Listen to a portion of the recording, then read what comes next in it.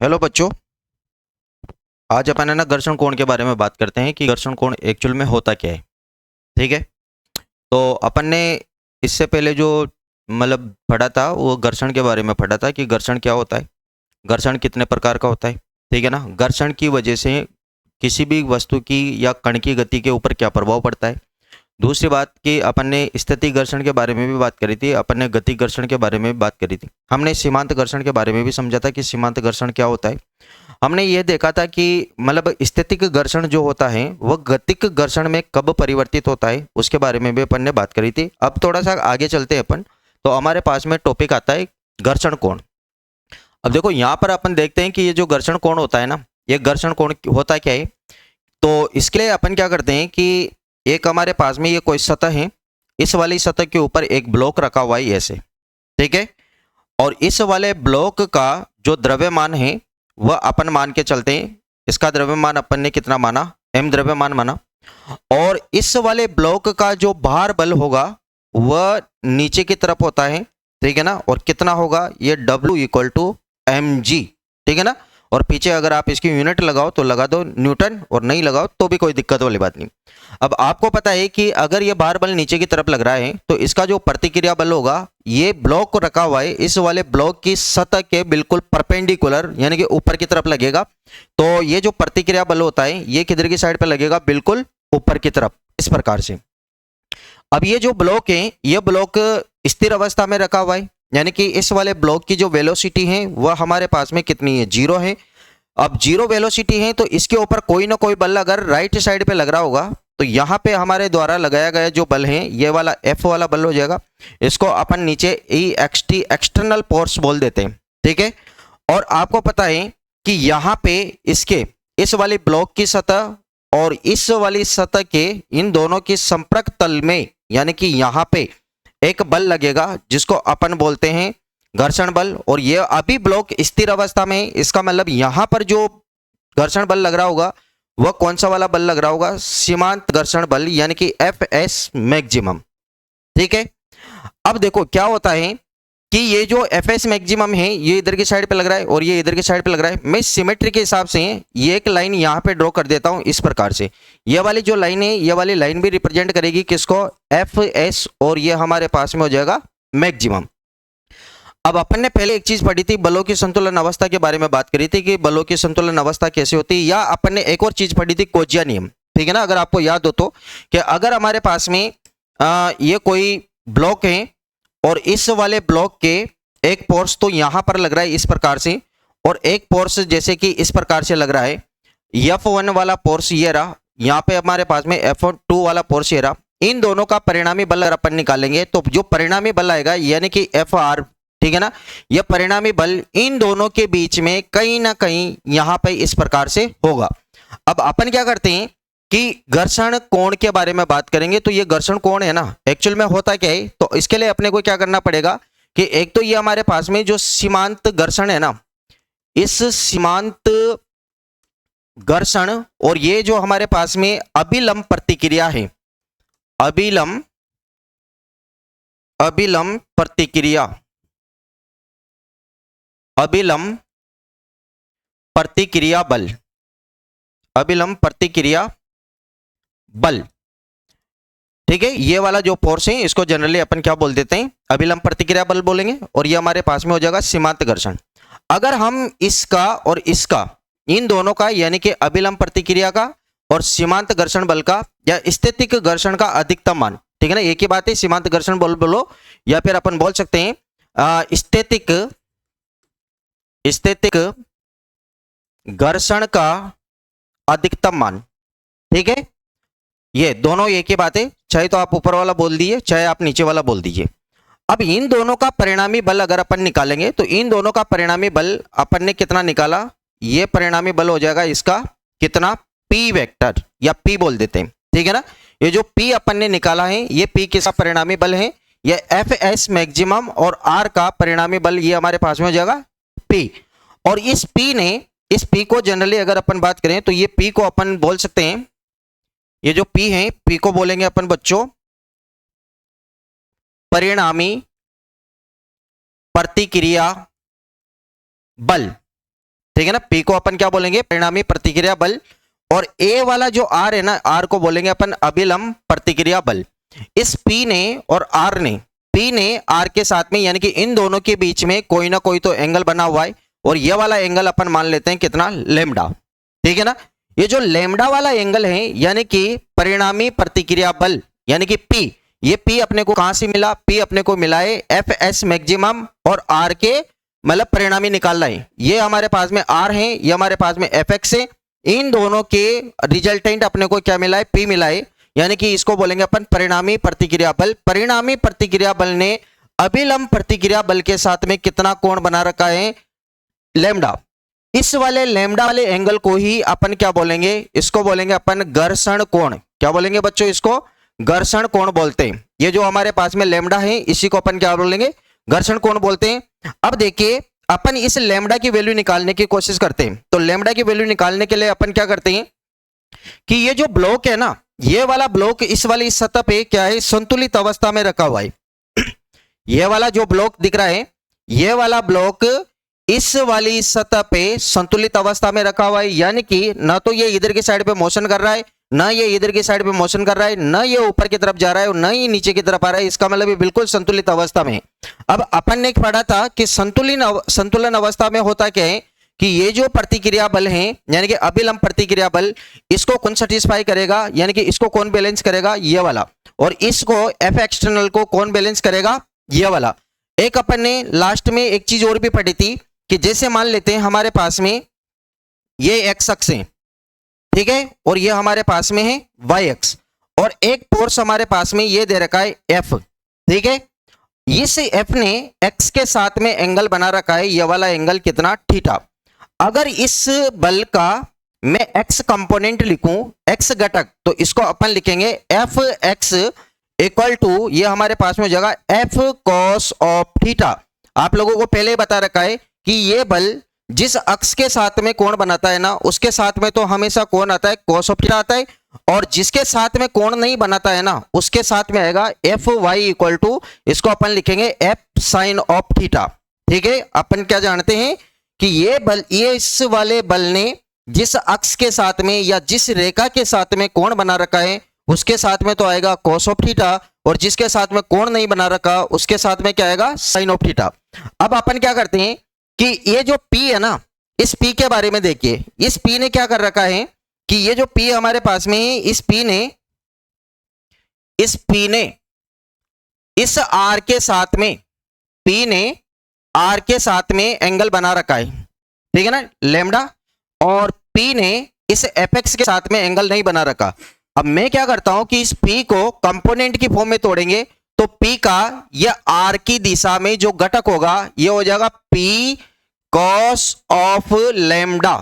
ठीक है ना, ये जो हमारे पास में P का कंपोनेंट होगा, ठीक है ना, R की दिशा में P कॉस ऑफ लैम्डा, और इस P का ये वाला जो क्षैतिज घटक है, ये हमारे पास में हो जाएगा कितना, यहां से अगर अपन इसको लिखेंगे ना, तो इस वाली डायरेक्शन में, यानी कि एफ एक्स मैक्सिमम के डायरेक्शन में जो इस P का कंपोनेंट होगा, वो P साइन ऑफ लैम्डा। ठीक है ना, देखो मैंने क्या कहा था कि जैसे ये बल है ना, जिस अक्ष के साथ में कोण बनाएगा, उसके साथ में तो क्या आएगा, कॉस ऑफ थीटा आएगा, और जिसके साथ में कोण नहीं बनाता, उसके साथ में क्या आएगा, साइन ऑफ थीटा।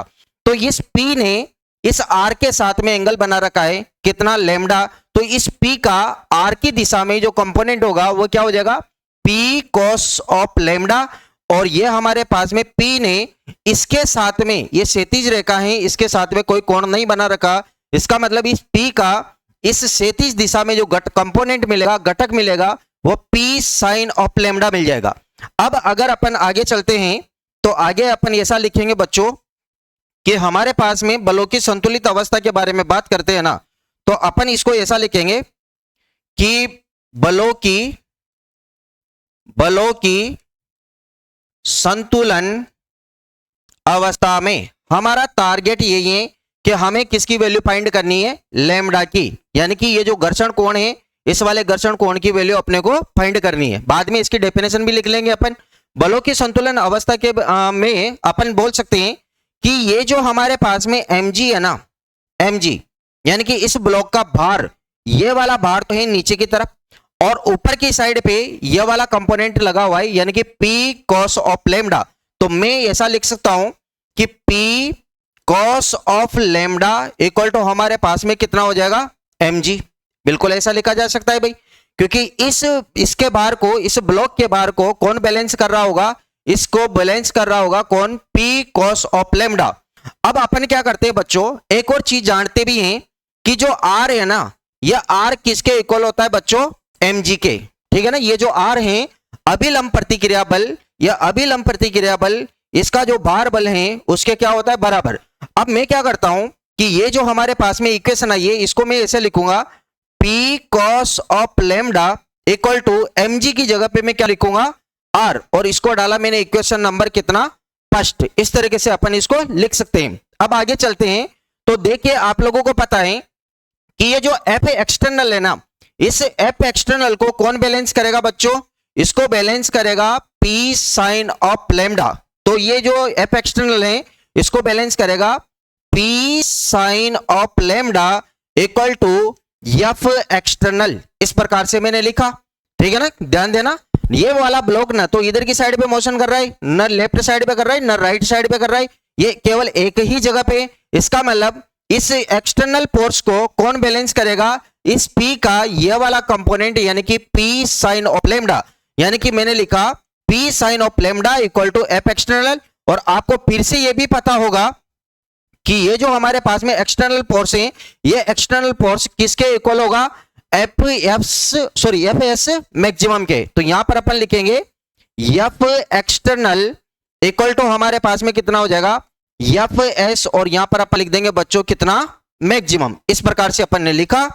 अब अपन क्या करते हैं कि जो P sine of lambda equal to ये जो हमारे पास में एफ एक्सटर्नल है, इसकी जगह पे अपन लिख सकते हैं एफ एस, ये अपन ने लिखा मैक्सिमम, और इसको डाला बच्चों अपन ने क्या, इक्वेशन नंबर सेकंड। अब अपन क्या करते हैं, इसके बाद में हमें हमारा टारगेट केवल एक ही है कि हमें काई की वैल्यू फाइंड करनी है, हमें लेमडा की वैल्यू फाइंड करनी है। इसके लिए मैं क्या करता हूं कि जो इक्वेशन नंबर 2 है ना, इक्वेशन नंबर 2 को मैं डिवाइड कर देता हूं इक्वेशन नंबर फर्स्ट से। ठीक है ना, अपन क्या करेंगे, जो इक्वेशन नंबर 2 नजर आ रही है आप लोगों को, इसको हम डिवाइड कर देंगे इक्वेशन नंबर फर्स्ट से। तो मैं यहां पर ऐसा लिखूंगा, P sine of lambda upon में, देखो इसको मैं इससे डिवाइड करूंगा तो यहां पे लिखूंगा P ये cos of lambda equal to, यहां पर हम लिखेंगे एफ एस मैक्सिमम, और अपॉन में हमारे पास में यहां पर कितना बच्चों, आर। तो अपन ने आर से डिवाइड कर दिया इसको। अब आपको पता है कि इस वाले P से इस वाले P को तो मैं यहां से काट देता हूं, और ये भी पता है आपको कि साइन अपॉन कोस क्या होता है, टेन होता है। तो मैंने इसको लिखा टेन लेमडा। और एक चीज आपको पता है, हमने पहले पढ़ी है कि एफ एस जो मैक्सिमम होता है ये इक्वल टू होता है म्यू एस और किसके, आर के। ठीक है ना, और म्यू एस क्या होता है, म्यू एस होता है हमारे पास में स्थैतिक, म्यू एस क्या होता है बच्चों, स्थैतिक घर्षण गुणांक। ठीक है ना, ये म्यू एस जो है ये हमारे पास में क्या होता है, स्थैतिक घर्षण गुणांक होता है। और आपको ये भी बता रखा है कि जो म्यू एस होता है, इस म्यू एस की जो वैल्यू होती है वो 0 से तो ज्यादा होती है और 1 से क्या होती है, कम। यानी कि म्यू एस ये ग्रेटर देन 0 और लेस देन क्या हो जाएगा बच्चों, 1। अब अपन क्या करते हैं, देखो ये P से तो P को कटा अपन ने, साइन अपॉन कोस क्या बन जाएगा, 10 बन जाएगा। और ये जो हमारे पास में है ना, देखो इसको मैं यहां से थोड़ा सा, इसको अपन है ना इस तरीके से कर देते हैं कि देखिए यहां पर हमारे पास में ये दिख रहा है ना, F S maximum equal to mu S R. तो मैं यहां से एक छोटी सी वैल्यू निकाल लेता हूं। अगर मैं म्यू एस की वैल्यू निकालूं तो ऐसा लिख सकता हूं कि म्यू एस, इस म्यू एस को तो हम यहीं पे रोके और आर का क्या कर देंगे, भाग देंगे। यानी कि म्यू एस इक्वल टू हम लिखेंगे एफ एस मैक्सिमम अपॉन में कितना आ जाएगा बच्चों, आर। तो ये जो आप लोगों को नजर आ रहा है यहाँ पे एफ एस मैक्सिमम अपॉन में आर है, तो इसकी जगह पे अपन क्या लिख सकते हैं बच्चों, इसकी जगह लिख सकते हैं अपन म्यू एस। यानी कि म्यू एस क्या होता है, स्थैतिक घर्षण गुणांक, और इसकी वैल्यू जो होती है वह 0 से और 1 के बीच में होती है। अगर मैं इसकी वैल्यू रखूं तो ये अपन ने साइन अपॉन कोस को तो 10 लिख दिया, इक्वल टू हमारे पास में इसकी जगह पे क्या लिख सकते हैं, म्यू एस लिख सकते हैं। ठीक है, अब हमें काई की वैल्यू फाइंड करनी है, लेमडा की। अगर मैं लेमडा की वैल्यू फाइंड करूंगा तो लेमडा तो मैं यहां रोकूंगा, और आपको पता है कि जब ये tan यहां से इधर की साइड पे जाएगा तो इनवर्स फंक्शन की फॉर्म में जाएगा। तो अपन इसको लिखेंगे, लैम्डा को मैंने यहां पे रोका, tan को इधर भेजेंगे तो अपन लिख सकते हैं tan इनवर्स, और ये कितना आ जाएगा बच्चों, म्यू एस।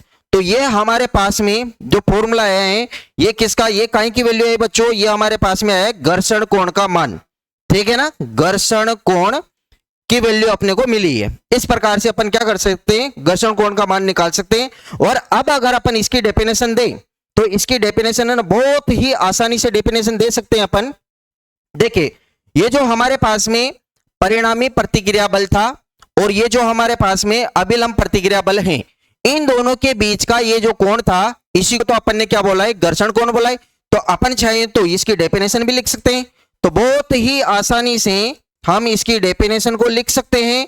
कैसे लिखेंगे भाई बच्चों, इसको लिखेंगे अपन परिणामी, यूं लिखिए, सीमांत घर्षण की स्थिति में, सीमांत घर्षण बल की स्थिति में, सीमांत घर्षण की स्थिति में परिणामी प्रतिक्रिया बल, परिणामी प्रतिक्रिया बल अपन ने किसको बोला है बच्चों, पी को। तो मैं यहां पे लिखूंगा पी, तथा ये हमारे पास में आर है ना, आर को अपन क्या बोलेंगे, अभिलंब प्रतिक्रिया बल, तथा अभिलंब